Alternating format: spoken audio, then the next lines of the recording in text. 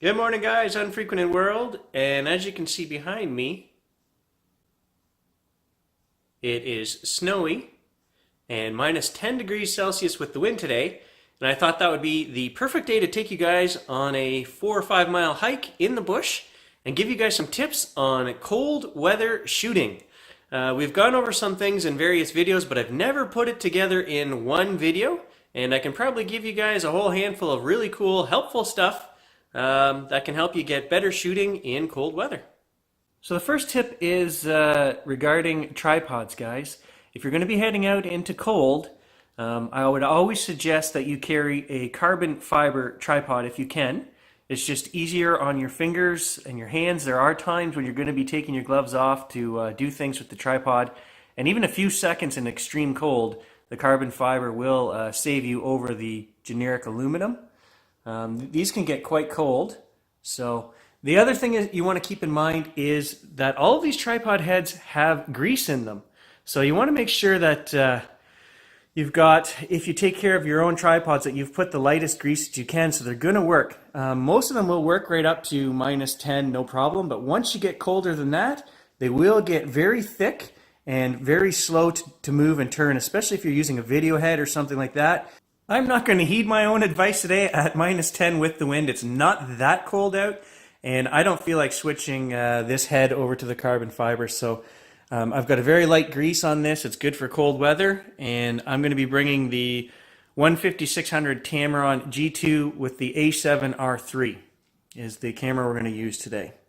So when traveling in the winter, I carry as little as possible in my pack sack, but there are a couple essential things that you're going to need.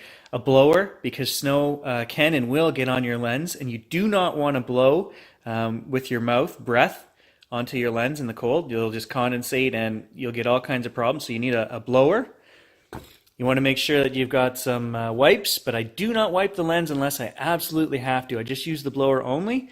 And to avoid changing lenses, I'll actually bring a second body with a 7200, or in this case, my 7300. And I bring that in lieu of changing lenses out in the snow. If you're on a hard packed trail, guys, it's fine to take out gear out of the bag and use it. But if you're in the bush like I am, where you're just breaking your own trail, and the snow can be a foot or 2 feet deep, you don't want to take stuff out that you can drop and lose in the snow. And you think, oh, it'd be easy to find, but it's not. You root around in the snow for 10 minutes for a lens cover or something like that, you're going to get cold and frustrated pretty quick. I've done it, and I've learned. So I try not to switch lenses. I just bring two bodies, and that solves that issue. Another great tip, guys, is to actually put out feeders and things. Here in the north, when it gets really cold, wildlife is going to disappear for the whole winter. But by feeding the birds, you'll actually get a multitude of critters that come around. I get moles that come and feed under the feeders because the birds knock everything on the ground.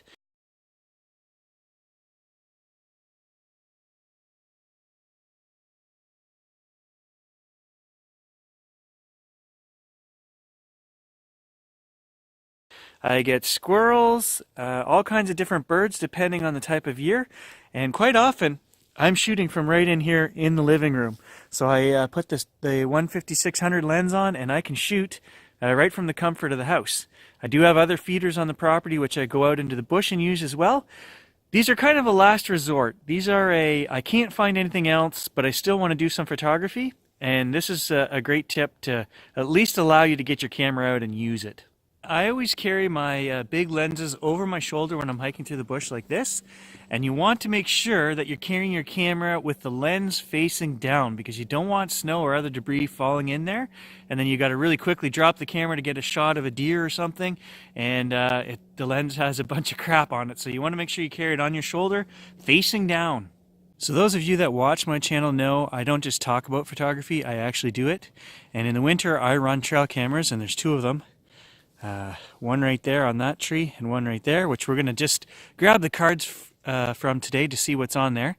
But I just wanted to mention, you know, I do events all year long, so I might do 10 events a year, weddings, parties, whatever. But nature is my thing, and I've been doing this for 25 years, and a lot of it has been up here in the cold. So I do know how to use and run the gear in the cold.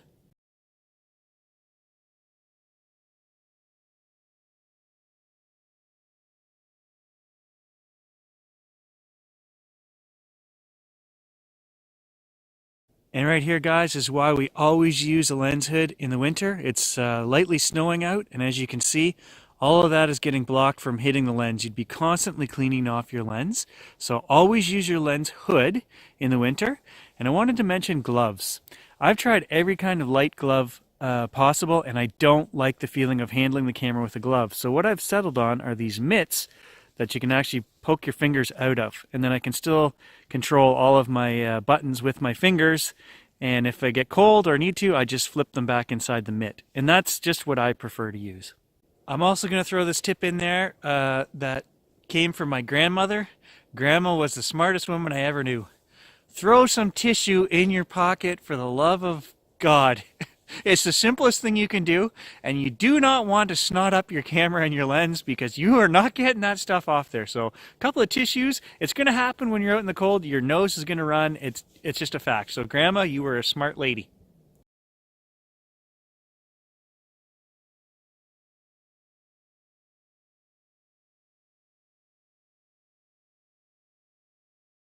Another cold weather tip, guys, that's really important is to carry extra batteries with you.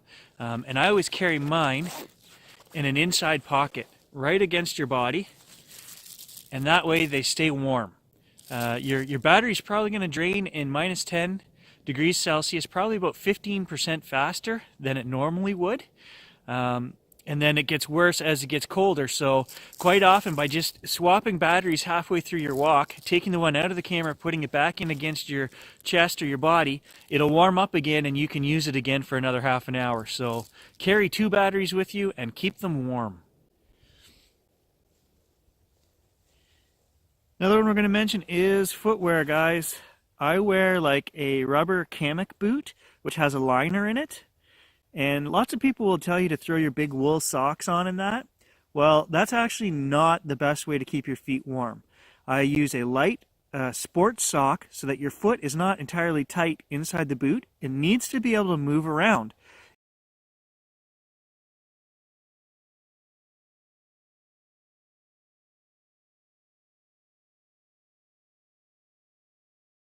Besides being a photographer, I'm also a hunter, and I have spent thousands of hours in 40 years on moose or deer watch where you can't actually move. You can't walk around to get warm. You have to stay still and stay quiet.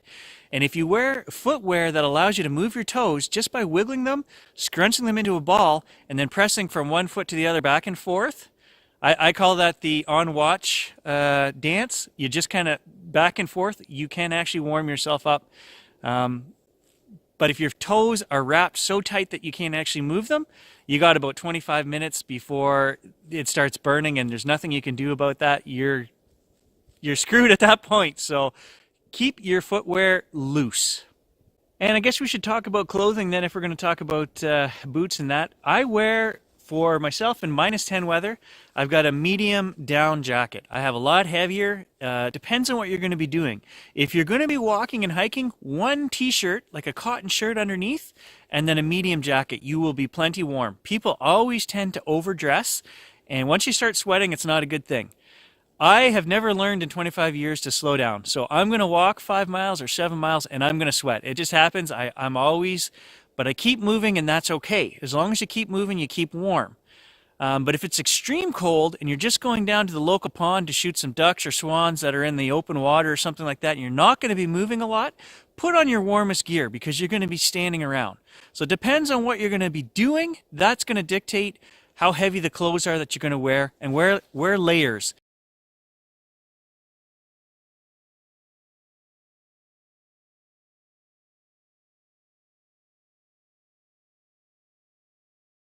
I'm not going to get a lot into settings for the cameras, guys, but I am going to mention that if you're shooting in winter in the snow, the camera is going to underexpose everything. It's going to say, oh, it's really bright and because of the snow, and it's going to lower the settings. So I shoot in manual, so I don't have much of an issue there.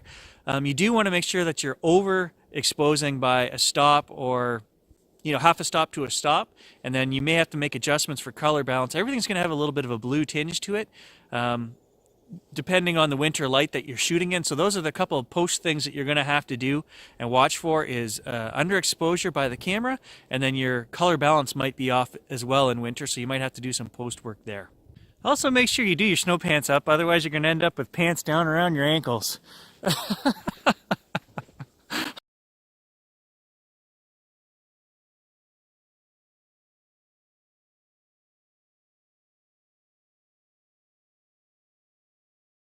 And these are the most important tips, guys. When you get back to the house after your walk, don't bring your gear straight into a heated house if you can help it, if you have another option. So I have my garage, which is not heated, but it stays, right now it's 6 degrees in here. And the first thing I do is I set my camera in here, and I'm going to leave it in here for an hour. But the first thing I do is I take a nice cloth and I wipe all the snow and any moisture off of it, and I do not touch the lens. Do not touch the end of the lens.